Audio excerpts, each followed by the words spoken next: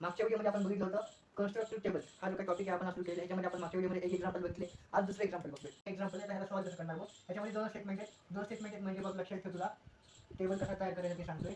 बघ लक्षात घे. पी ला एक सेपरेट कॉलम तयार कर, क्यू ला एक सेपरेट कॉलम तयार कर. निगेशन कोण असेल क्यू से. निगेशन क्यू ला एक सेपरेट कॉलम तयार करायचा. त्याच्यानंतर आपण हे बघतोय काय याची पी अँड क्यू त्याला एक सेपरेट कॉलम तयार करायचा.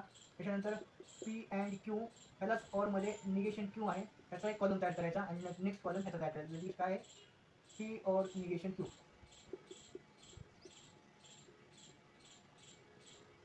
ठीक आहे. आता बघ आपण हे कॉलम तर तयार करून घेतले. आता आपली जनरल कंडिशन काय टी एफ एफ टी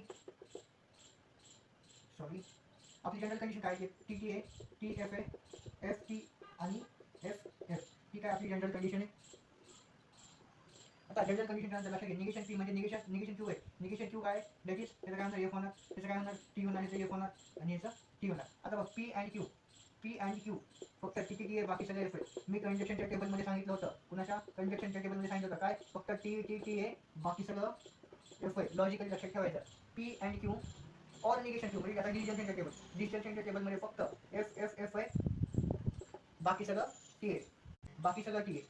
ठीक आहे. आता बघ डिस्जंक्शनचा टेबल केलं करायचं और हे काय आहे डिसजंक्शन.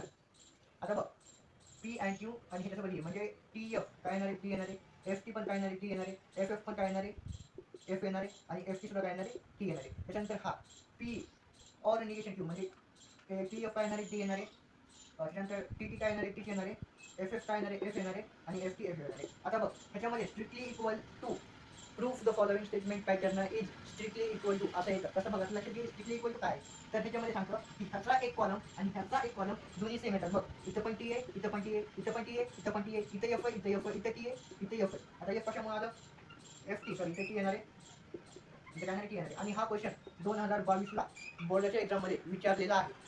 बोर्डाच्या एक्झाममध्ये क्वेश्चन विचारलेला आहे 2022 मध्ये. बघा आता लक्षात घे मला माहिती काय चुकलं याच्यामध्ये पी और टी. आता एफ आणि टी एफ टी मध्ये जर आपण डिस्जंक्शनच्या टेबल बघितलं फक्त काय एफ एफ एफ बाकी सगळं टी आहे क्लिअर आहे. मग आता लॉजिकल इक्वलन्स म्हणजे लक्षात ठेव हा कॉलम म्हणजे स्ट्रिक्टली इक्वलिटीच्या आधीचं जेवढे दिलेले नंतर जे दिलेले that is equal quantity show करतं. That is logically equal.